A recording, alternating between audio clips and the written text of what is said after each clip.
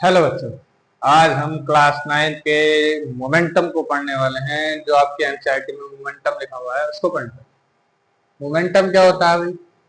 Momentum is the product of mass and velocity. ये सिर्फ definition में नहीं है, आपको अभी समझाऊंगा अभी अच्छे से। जब एग्जाम्पल देखेंगे ना तो अच्छा खासा फील आ जाएगा कि मोमेंटम आखिर होता क्या है। सिर्फ थ्योरी नहीं है ना। Momentum is the product of mass and velocity. ये अभी के लिए मोमेंटम क्या है भाई? मास और वेलोसिटी का प्रोडक्ट। मास और वेलोसिटी को गुणा करोगे तब जाकर के मोमेंटम किसी भी ऑब्जेक्ट का आता है। उसका फॉर्मूला क्या होगा? मोमेंटम को डिनोट करते हैं पी से। सारे ही लेटर स्मॉल हैं। पी, एम, मास को एम से और वेलोसिटी को वी से। हम लिख सकते हैं मोमेंटम क्या होगा? Momentum mass into velocity. ठीक है जी।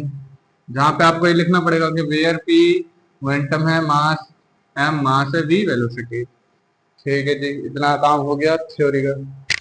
इसकी एसआई यूनिट और देखो। It's SI unit, system international unit, is kilogram metre per second. देखो क्या है, किलोग्राम मीटर पर सेकंड है। ये कहां से आई है भाई? भाई मास क्या होता है? केजी में। मास की एसआई यूनिट केजी में होती है और वेलोसिटी की मीटर पर सेकंड। तो यही पूरा उठाओ और चिपका दो, है ना। जब ऐसा नहीं कि बहुत ही भारी है जो याद करने मुश्किल है। अगर फॉर्मूला याद है तो फॉर्मूला अगर आपको याद होते हैं तो आप उसकी एसआई यूनिट भी आराम से निकाल सकते हो। तो इसी से आया है ना। तो KG metre per second square momentum की क्या है? SI unit. It has both magnitude and direction. Momentum के पास दोनों होती है, मैग्नीट्यूड भी होता है और डायरेक्शन भी होता है। मैग्नीट्यूड तो होगा कुछ ना कुछ, डायरेक्शन कैसे होती है भाई?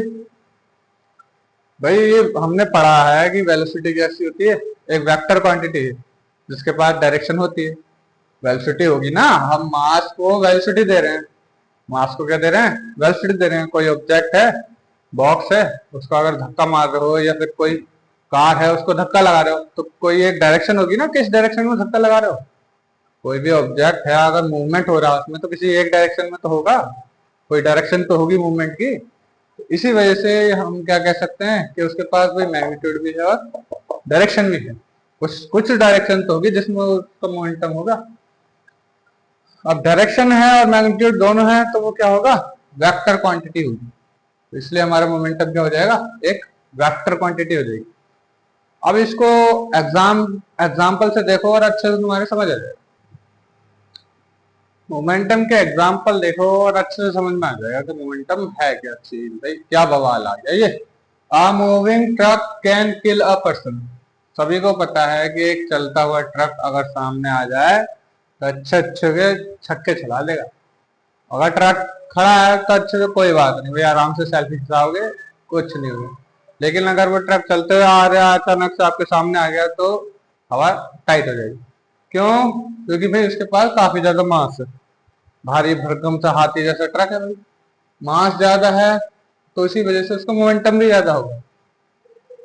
क्यों? किससे पता चलेगा भाई? क्योंकि जो फॉर्मूला है हमारा मोमेंटम का वो किस पे डिपेंड करता है? मास और वेलोसिटी दोनों पे। अगर मास बढ़ा दोगे तो मोमेंटम भी बढ़ेगा, वेलोसिटी बढ़ा दोगे तब भी मोमेंटम बढ़ेगा, और दोनों बढ़ाओगे तब भी मोमेंटम बढ़ेगा, और अगर घटाओगे तो वो घटेगा। इस केस में हम देख रहे हैं कि ट्रक के पास भाई मास ज्यादा है। मास ज्यादा है तो भाई मोमेंटम भी क्या होगा? ज्यादा है।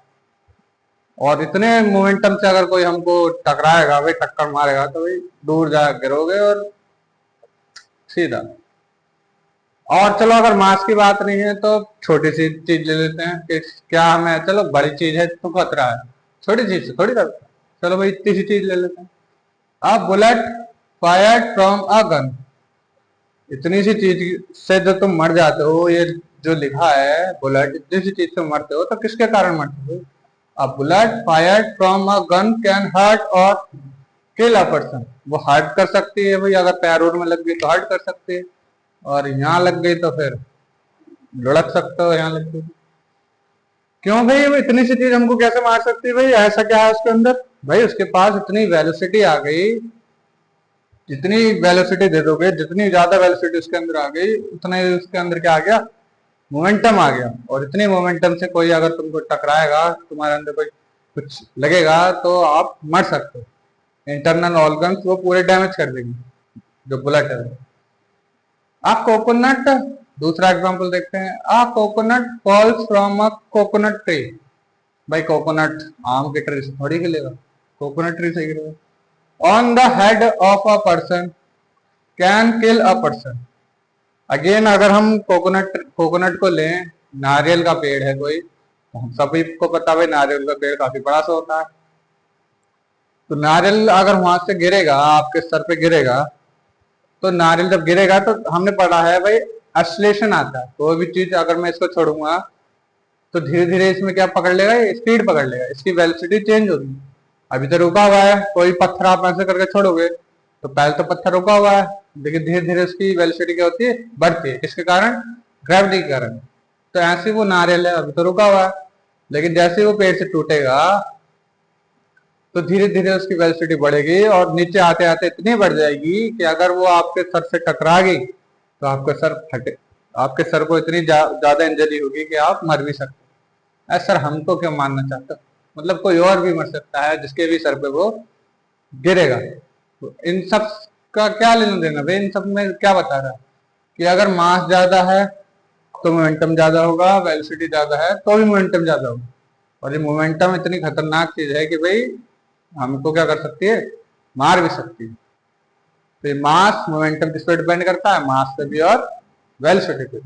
ये दोनों पे चीजों पे मोमेंटम डिपेंड करता है। आपने भी देखा होगा अगर कोई बच्चा या फिर कोई भी ऑब्जेक्ट अगर भाग के आ रहा है, साइकिल साइकिल ही इवन अगर साइकिल भी तेजी से आ रही है तो आप उसको रोक नहीं सकते। क्यों नहीं रोक सकते, क्योंकि उसके पास मोमेंटम है। उसको रोकने के लिए टाइम चाहिए। इतनी तेजी से कोई चीज अगर आ रही है तो हम उसको एकदम से रोक नहीं सकते। और कोई भारी भरकम सी चीज है तो हम उसको एकदम से चला भी नहीं सकते, क्योंकि उसके पास मोमेंटम ज्यादा है। उसको चलाने के लिए हमको क्या लगाना पड़ेगा, कांस्टेंट फोर्स लगाना पड़ेगा, बार फोर्स लगाए रखना पड़ेगा, तब जाके उसमें चेंज आएगा, उसके मोशन में चेंज आएगा। क्यों, क्योंकि इसमें ज्यादा से ज्यादा क्या है, मोमेंटम। तो मोमेंटम का केस तो आई होप दैट तुमको समझ आया होगा। अब देखते हैं थोड़ा सा न्यूटन का सेकंड लॉ।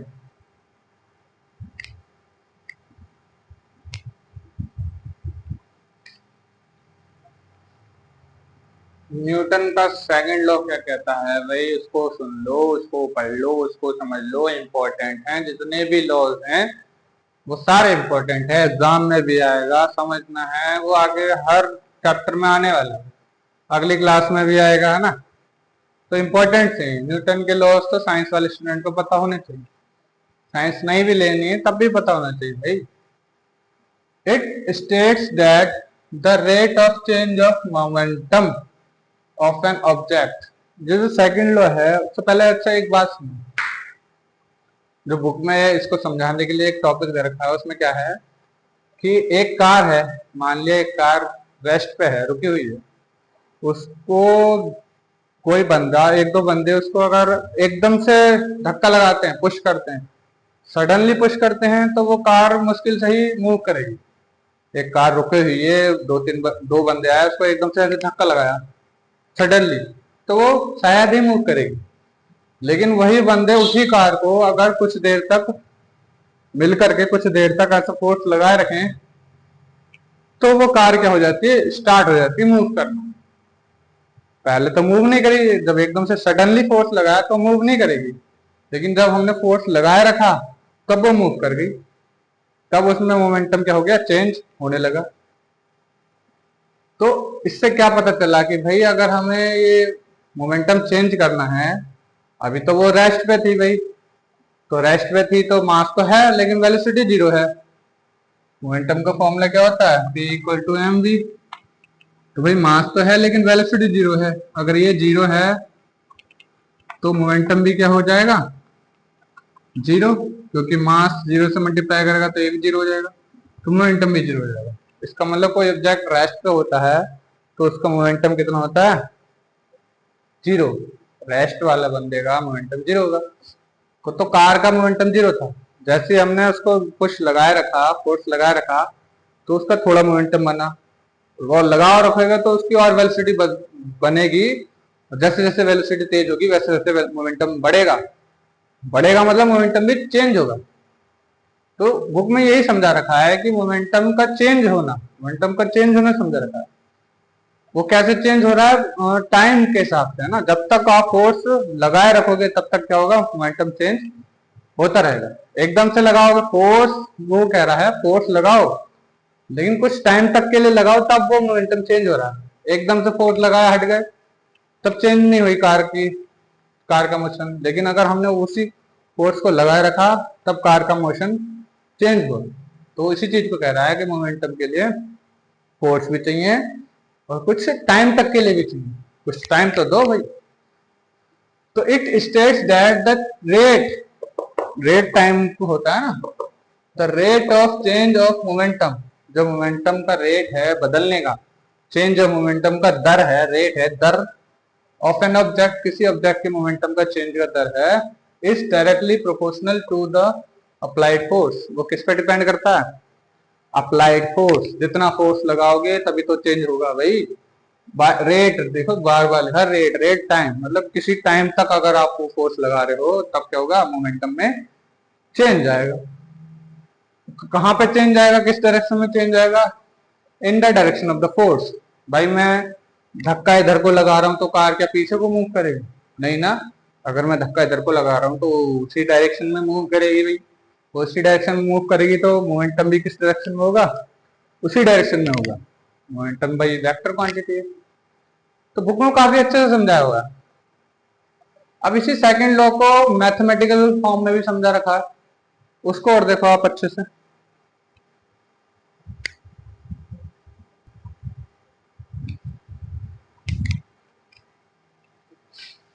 अब जो ये सेकंड लॉ है उसको हम मैथमेटिकल फॉर्म में लिख सकते हैं भाई। और ये डेरिवेशन एक प्रकार का आप कह सकते हो कि डेरिवेशन है सेकंड लॉ का। ये इंपॉर्टेंट है भाई, एग्जाम में पूछा भी जा सकता है कि इसका डेरिवेशन बताओ सेकंड लॉ का। तो जरा ध्यान लगाना। मान लिया हमने इनिशियल मोमेंटम को कैसे मान लिया? P1 मान लिया। फॉर्मूला के हिसाब से m into mass into velocity. तो इनिशियल मोमेंटम है तो वेलोसिटी भी कौन सी होनी चाहिए भाई? इनिशियल वेलोसिटी है ना, जो पहले की वेलोसिटी है। तो हमने यू लिख दिया क्योंकि वो इनिशियल वेलोसिटी है। Initial velocity for initial momentum. ये अब हमको निकालना फाइनल मोमेंटम। फाइनल मोमेंटम कैसा आएगा भाई? उसको P2 से डिनोट कर दिया। मास इंटू वेलोसिटी, कौन सी वाली? Final velocity. और फाइनल मोमेंटम के लिए फाइनल वेलोसिटी। चेंज, हम सेकंड लॉ में ज्यादातर आपको क्या याद रखना? चेंज हो रहा है मोमेंटम। सेकंड लॉ पूरा का पूरा मोमेंटम पे ही डिपेंड है, और मोमेंटम के भी चेंज पे, और चेंज के भी रेट पे, कि मोमेंटम चेंज हो रहा है भाई कितने टाइम में चेंज हो रहा है। The rate of change of momentum is directly proportional to the applied force. जितना फोर्स लगा रहे हो, फोर्स लगाओगे तब चेंज आएगा। और ये नहीं कि सिर्फ फोर्स लगाने से चेंज आएगा, फोर्स कितने टाइम तक लगाओगे उस हिसाब से चेंज आएगा। तो ठीक है, हमें निकालना है चेंज इन मोमेंटम। तो ये दोनों मोमेंटम है, अब हमको निकालना है change in momentum. Change in momentum means, इसका क्या मतलब हुआ? चेंज इन मोमेंटम, किसी भी चेंज का चेंज कैसे निकालते हैं भाई? Final minus initial. ज्यादा में से तो कम घटाते हैं, तो फाइनल माइनस इनिशियल। तो हमने फाइनल वाली कौन सी है हमारी? सेकंड वाली। P2 माइनस P, छोटे छोटे हैं भाई, P1 और ये P2 है ना, छोटे छोटे स्मॉल लेटर्स। P2 माइनस का P1, इसको ऐसे लिख दिया। P2 क्या था? MV, तो इसकी जगह MV माइनस P1 क्या है? MU। मास तो सेम रहेगा भाई, मास क्यों नहीं बदला हमने भाई? मास तो वही है। किसी हम क्या निकाल रहे हैं? किसी भी एक ऑब्जेक्ट का जो मोमेंटम में चेंज आया उसको डिनोट करते हैं। जैसे कार का एग्जांपल मान लो, कार का मास तो सेम ही रहेगा ना, बस उसका मोमेंटम बदला है। जैसे जैसे हमने फोर्स लगाए रखा तो पहले धीरे धीरे चली, फिर तेज होने लगेगी, नहीं होने लगेगी? मास थोड़ी बदलेगा, बस उसकी वेलोसिटी बदलेगी।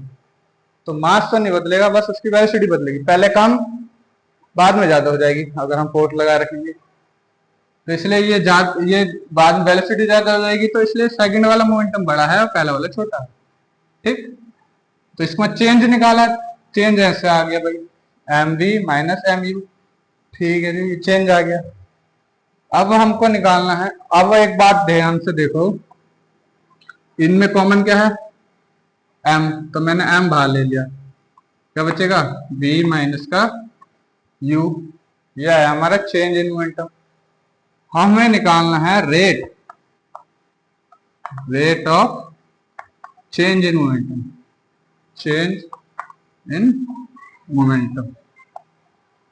रेट मतलब कितने टाइम में, यही चीज, ये जो चेंज आया है उसका रेट, रेट मतलब कितने टाइम में ये चेंज आया, तो अपॉन में हमने क्या लगा दिया, टी।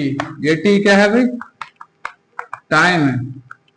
कौन सा टाइम, जब तक हमने फोर्स लगाए रखा, ये वो टी है। ठीक है भाई, ये आया rate of change of momentum, आ गया जी। अब जो ये rate of change of momentum है, यही क्या है, फोर्स। हमने अभी तो पढ़ा भाई, जो हमने मोमेंटम को चेंज करा वो किसकी वजह से चेंज कर पाए थे हम, फोर्स के कारण। हम अगर वो फोर्स ना लगाते तो उसमें चेंज थोड़ी ना आता। तो यही rate of change of momentum second law के हिसाब से क्या है, the rate of change of momentum is directly proportional to the applied force. मतलब rate of change of momentum किसके प्रोपोर्शनल है, फोर्स के प्रोपोर्शनल। तो फोर्स के उससे तुलना कर सकते हैं, उसके बराबर मान सकते हैं।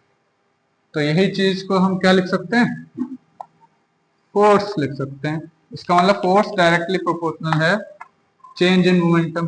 रेट ऑफ, ये है चेंज इन मोमेंटम, ये है रेट। जब टाइम आ गया तो वो क्या हो गया, वो rate of change of momentum. तो ये रेट आ गया जी। अभी ये जो साइन है, ये किसका साइन है, प्रोपोर्शनैलिटी का, डायरेक्टली प्रोपोर्शनल है ना, प्रोपोर्शनैलिटी का साइन है। जैसे मैं इसको हटाऊंगा, फोर्स का फॉर्मूला एफ लिख दिया। जैसे मैं इसको हटाऊंगा तो एक मेरे को लगाना पड़ेगा कांस्टेंट। क्या लगाना पड़ेगा, कांस्टेंट। जैसे प्रोपोर्शनैलिटी का साइन हटाते हैं तो कांस्टेंट लगाते हैं। एम वी माइनस, ये क्या है, यू है ना, बता दिया करो, U V minus U upon में टी। ये क्या था हमारा, प्रोपोर्शनैलिटी कांस्टेंट। ये क्या है, कांस्टेंट ऑफ प्रोपोर्शनैलिटी बोल लो या प्रोपोर्शनैलिटी कांस्टेंट बोल लो, तुम्हारी मर्जी। कांस्टेंट ऑफ प्रोपोर्शनैलिटी,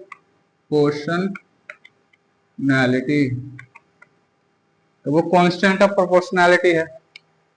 ठीक है जी। अब अगर ध्यान से देखा जाए, फर्स्ट चैप्टर में तुमने पढ़ा होगा एक्सीलरेशन। एक्सीलरेशन क्या होता है, rate of change of velocity, velocity के चेंज का रेट। वेलोसिटी चेंज होती दिख रही है, v और u चेंज है, ये उसका रेट, टाइम भी है। तो ये क्या है, ये v माइनस यू अपॉन में टी क्या है, एक्सीलरेशन। ये पूरी चीज क्या है भाई, एक्सीलरेशन। साफ साफ दिख रहा है ना, rate of change of velocity, velocity के चेंज का रेट। तो हम इस पूरे की जगह पे क्या लगा सकता हूँ, मैं इस पूरे की जगह पे एक्सीलरेशन लगा सकता हूँ। यानी कि मैं क्या लिख सकता हूँ, इसी को एफ कैसा आ जाएगा हमारा, ये तो एम है, केवल लगा लो, पहले के है और एम है, और इस पूरे की जगह पे क्या आ जाएगा, ए क्या है, एक्सीलरेशन। ये क्या है, एक्सीलरेशन देता है। ये आया हमारा एफ इज इक्वल टू के एम ए, ये चीज आ गई। अब हम अगर इस के को भी हटाना चाहें, के की वैल्यू को क्या मान ले, 1 मान ले। के की वैल्यू 1 कब होगी भाई, इसके लिए भी एनसीईआरटी ने अच्छा खासा समझा रखा है कि जब आप 1 किलोग्राम के मास को हटा रहे हो और कितने एक्सीलरेशन से हटा रहे हो, 1 मीटर पर सेकंड स्क्वायर के एक्सीलरेशन से हटा रहे हो, तो के की वैल्यू क्या आ जाएगी, 1 आ जाएगी। 1 किलो का मास और 1 1 मीटर पर सेकंड स्क्वायर के एक्सीलरेशन से हटा रहे हो तो क्या होगा, के की वैल्यू 1 होगी। तो अगर हम इस के की वैल्यू को 1 मान लें तो एफ कितना आ जाएगा, एफ हमारा आ जाएगा एम ए, जो कि हमारा सेकंड लॉ है। इस फॉर्मूले को जिंदगी भर याद रखना है। F is equal to M A ना, F is equal to M A mass into acceleration. F क्या होता है, फोर्स क्या है, फोर्स इज डायरेक्टली प्रोपोर्शनल हो रहा है हमारे मास का और एक्सीलरेशन का। तो ये बहुत इंपॉर्टेंट है। अब इसी से इसकी एसआई यूनिट भी आई है, उसको और देखो, है ना।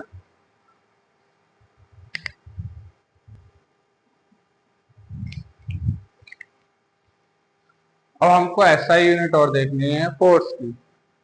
भाई फोर्स की एसआई यूनिट, इट्स एसआई